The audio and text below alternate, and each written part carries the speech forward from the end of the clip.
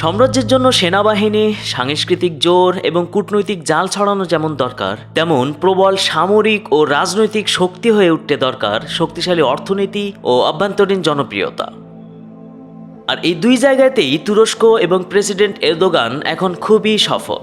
এরদোগানের নেতৃত্ব এখন বিশ্বব্যাপী প্রশংসিত। তাহলে তিনি কি উসমানীয় খেলাফত পুনঃপ্রতিষ্ঠার দ্বারপ্রান্তে অবস্থান করছেন? এই প্রশ্ন রাখলাম সময়ের কাছে।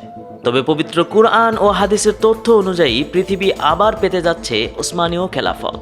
আর তুরস্কের প্রেসিডেন্ট রিসেপ তায়েপ এরদোগান নিজেকে সম্ভবত অটোমান সাম্রাজ্যের নবম শাসক সুলতান সেলিমের মতো করে ভাবতে চাইছেন।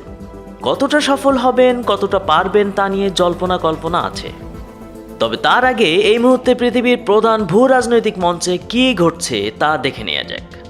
বন্ধুরা, হুকচেসের আজকের এপিসোডে তুর্কি প্রেসিডেন্ট এরদোগান কিভাবে পুরো পৃথিবীতে তুরস্কের প্রভাব বিস্তার করে অটোমান সাম্রাজ্য পুনঃপ্রতিষ্ঠার স্বপ্ন দেখছেন তা নিয়ে বিস্তারিত আলোচনা করব। আর আজকের ভিডিওটি ধর্মপ্রাণ মুসলমানদের কাছে অনেক গুরুত্বপূর্ণ, সুতরাং একটা সেকেন্ডও মিস করবেন না এপিসোডটির। ইউরোপকে সঙ্গে নিয়ে যুক্তরাষ্ট্র রাশিয়াকে মোকাবেলায় নেমেছে, আর এজন্য আফগানিস্তান থেকে সৈন্য সরিয়েছে। ইরাকেও ভাড়াটে সেনা রেখে সরে আসার চিন্তাভাবনা করছে।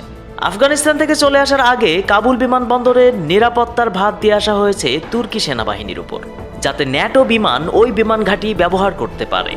এই মুহূর্তে সাবেক সোভিয়েত প্রদেশ ইউক্রেন রুশ সীমান্তে গোলাবর্ষণ শুরু করেছে। ইউক্রেন থেকে ছিনিয়ে নেয়া রুশ অধ্যুষিত অঞ্চল রাশিয়ার কাছ থেকে ফিরে পেতে চায় ইউক্রেন। আর ইউক্রেনকে সাহায্য করছে কে? তুরস্ক। আজারবাইজানের হাতে আর্মেনিয়ার পরাজয়ের তুরুপের তাস ছিল তুর্কি ড্রোন, আর ইউক্রেন সেটাই এখন ব্যবহার করছে রাশিয়ার বিরুদ্ধে। এদিকে কিরগিজস্তানের স্বৈর শাসকেরও প্রধান ভরসা হয়ে আছেন এরদোগান। পশ্চিমা সামরিক জোট ন্যাটোর দ্বিতীয় বৃহত্তম সেনাবাহিনীর অধিকারী এখন তুরস্ক। এখন তারা অভিযান চালাচ্ছে মার্কিন সমর্থিত কুর্দিদের বিরুদ্ধে।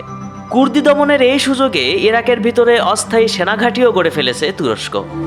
তুরস্ক আছে সিরিয়ায়, রাশিয়া ও যুক্তরাষ্ট্রের ঠিক মাঝখানে নিজস্ব প্রভাব প্রতিপত্তি নিয়ে। সিরিয়ার ভাগ্য শুধু রাশিয়া নয়, তুরস্কের হাতেও ধরা। তুরস্ক আছে লিবিয়ায়।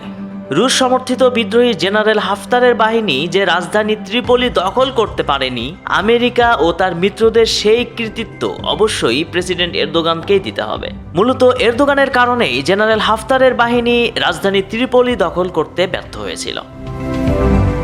তুরস্কের সেনাঘাঁটি রয়েছে কাতারে, সোমালিয়ায় ও উত্তর সাইপ্রাসে। উত্তর সাইপ্রাসের তুর্কি বংশোদ্ভূত নতুন প্রেসিডেন্ট নিজেও এরদোগানের খুব ভক্ত।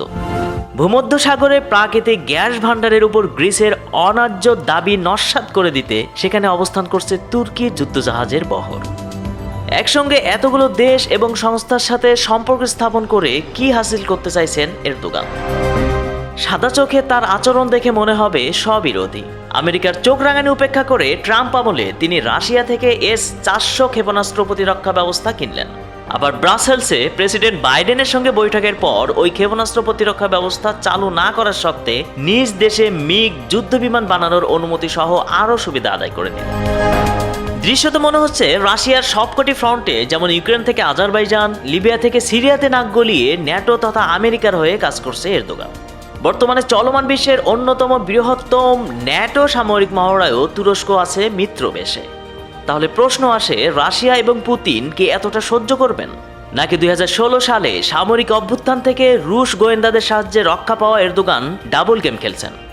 ন্যাটো মিত্র হয়ে তিনি পশ্চিমাদের কাছ থেকে সুরক্ষা আদায় করছেন, আবার মধ্যপ্রাচ্যে আমেরিকার পরিকল্পনা ভণ্ডুল করার কাজ করে রাশিয়ার কাছে গুরুত্বপূর্ণ হয়ে উঠছেন। গত এক দশকে তুরস্ক বিশ্বের সব দেশে তাদের দূতাবাসের সংখ্যা অনেক বাড়িয়েছে। তুর্কি গোয়েন্দারা বৈশ্বিকভাবে অনেক দেশেই অত্যন্ত সক্রিয়। তুরস্কের সবচেয়ে প্রভাবশালী কোমল অস্ত্র হলো তাদের জনপ্রিয় টিভি সিরিজগুলো। অটোমান সাম্রাজ্যের কাহিনী নির্ভর এই টিভি সিরিজগুলো মধ্যপ্রাচ্য থেকে ভারত, বাংলাদেশ, পাকিস্তান, আরব থেকে আফ্রিকা এবং পূর্ব ইউরোপে বিপুল জনপ্রিয়তা লাভ করেছে। মানচিত্র নিয়ে একটু ভাবলে বোঝা যায় কার সাথে কার যুদ্ধ হবে। যুক্তরাষ্ট্র আর তুরস্ক এতই দূরের দেশ যে যার যার মাটিতে উভয়ের মধ্যে যুদ্ধ হওয়ার কথা নয়। যেমন যুদ্ধ হওয়ার কথা নয় ইরান ও ইসরায়েলের মধ্যেও। তুরস্কের একদিকে চীন, আরেকদিকে রাশিয়া। চীনকে ইতিমধ্যে অর্থনৈতিক মিত্র বানিয়ে ফেলেছে তুরস্ক। চীনের সঙ্গে তার ভূ রাজনৈতিক দ্বন্দ্ব অতীতেও ছিল না, এখনও নেই। তুরস্কের মাথা ব্যথা আসলে তার সীমান্ত ঘিরে বাড়তে থাকা রুশ প্রভাব। সম্ভবত শেষ শত্রুর সঙ্গে দর কষাকষি তুরস্কের প্রধান লক্ষ্য, আর সেজন্যই ন্যাটোকে ঢাল হিসেবে ব্যবহার করে কিংবা কোথাও কোথাও নিষ্ক্রিয় রেখে তুরস্ক রাশিয়ার উপর চাপ বাড়াচ্ছে, যাতে রাশিয়ার প্রেসিডেন্ট পুতিন নিজস্ব বলয়ে তুরস্কের অধিকার মেনে নেয়। বিষয়টা অনেকটা দামি যৌতুক দিয়ে অহংকারী নারীকে স্ত্রী করে নেয়ার মতো। তুরস্ক রাশিয়ার কাছ থেকে ছাড় চাইছে নর্ড স্ট্রিম নামক পাইপলাইনে, সমর্থন চাইছে ভূমধ্যসাগরের গ্যাস ভান্ডার নিয়ে তার দাবি প্রতিষ্ঠায়।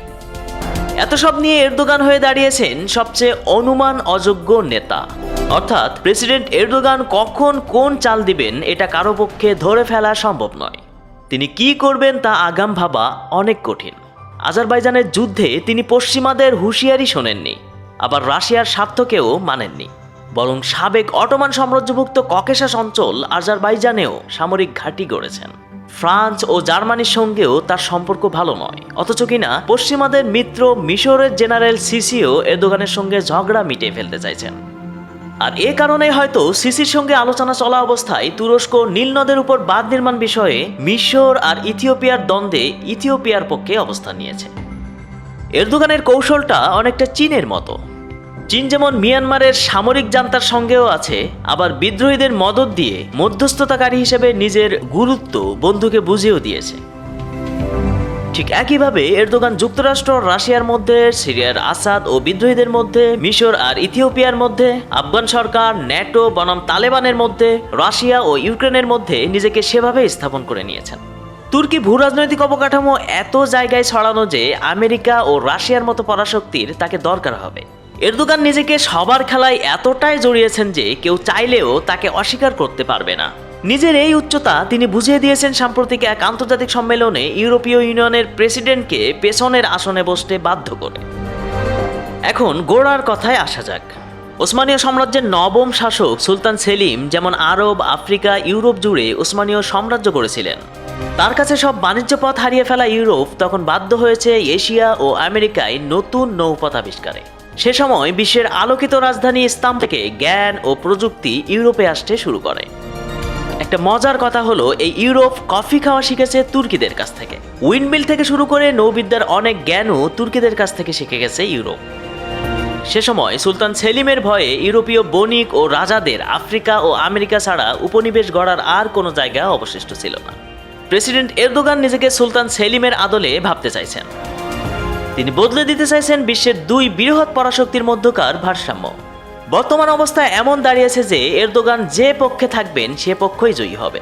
বিশ্বকে চীন, রাশিয়া মিলে নতুনভাবে পরিচালনা করা এবং ভাগ বাটোয়ারার যে নতুন পর্ব শুরু হয়েছে, প্রেসিডেন্ট এরদোগান সেখানে নিজেকে দর কষাকষির জায়গায় এনে তুরস্ককে ছোট পক্ষের প্রভাবশালী অংশীদার বানাতে চাইছেন। এই কাজে এখন পর্যন্ত প্রেসিডেন্ট এরদোগান পুরোপুরি সফল। প্রথম বিশ্বযুদ্ধে পশ্চিমাদের বিরুদ্ধে দাঁড়িয়ে খেলাফত হারিয়েছিল তুরস্ক, আর এবার পশ্চিমাদের বিরুদ্ধে দাঁড়িয়েই উসমানীয় খেলাফত পুনরুদ্ধার করবে ইনশাআল্লাহ। প্রথম বিশ্বযুদ্ধের সময় পতনমুখী ছিল জার্মানি ও তার মিত্ররা, আর এখন পতনমুখী আমেরিকা ও তার মিত্ররা। আমেরিকা ও তার মিত্রদের পতন এখন সময়ের ব্যাপার মাত্র। আফগানিস্তান পরিস্থিতি তার বড় উদাহরণ। উদিত শক্তি চীন এবং প্রত্যাবর্তিত শক্তি রাশিয়া খুব শীঘ্রই অপ্রতিরোধ হয়ে উঠবে, আর তুরস্ক সুযোগ বুঝে দ্বিচারিপনা ছেড়ে কোন এক পক্ষকে সম্পূর্ণ সমর্থন দিয়ে বসবে। ন্যাটো কিংবা রাশিয়া দুদিকেই তুরস্কের পথ বানানো আছে। চূড়ান্ত বাছাই দেখার জন্য হয়তো আমাদের যুদ্ধ চূড়ান্ত হওয়া পর্যন্ত অপেক্ষা করতে হবে। তবে যুদ্ধ হোক আর নাই হোক, তুরস্ক বিনা রক্তপাতে এই যুদ্ধে বিজয়ী হয়ে ওসমানীয় খেলাফত পুনঃপ্রতিষ্ঠা করবে এবং পৃথিবীব্যাপী ইসলামের জাগরণ চূড়ান্ত করবে ইনশাআল্লাহ। আর আল্লাহ সুবহানাহু ওয়া তাআলা চাইলে প্রেসিডেন্ট এরদোগান হবেন ওসমানীয় সাম্রাজ্যের নতুন সুলতান। কারণ প্রথম বিশ্বযুদ্ধের পর অবহেলিত তুরস্ক দীর্ঘ 9 দশক পর আবারও তাদের হারানো শক্তি ফিরে পেতে শুরু করেছে, যার কৃতিত্ব প্রেসিডেন্ট এরদোগান এবং তুর্কি জনগণের। আর মাত্র 1 বছর পর শেষ হতে চলেছে লুজান চুক্তি। আর এই চুক্তি শেষ হলে ওসমানীয় সাম্রাজ্যের হারানো যত প্রভাব প্রতিপত্তি আবার ফিরে পাবে তুরস্ক। আর মাত্র কিছুদিনের অপেক্ষা, তারপর পৃথিবীব্যাপী ইসলামের বিজয়ে আমরাই কালিমার পতাকা উড়াবো ইনশাআল্লাহ। বন্ধুরা, উসমানীয় খেলাফত পুনঃপ্রতিষ্ঠা সম্পর্কে তথ্য সমৃদ্ধ এপিসোডটি ছিল এ পর্যন্তই। এপিসোডটি সবার সাথে শেয়ার করে ইমানি শক্তিতে উজ্জীবিত হওয়ার সুযোগ করে দেওয়ার এবং কমেন্ট করে আপনাদের মূল্যবান মতামত শেয়ার করার অনুরোধ জানিয়ে শেষ করছি। আল্লাহ হাফেজ।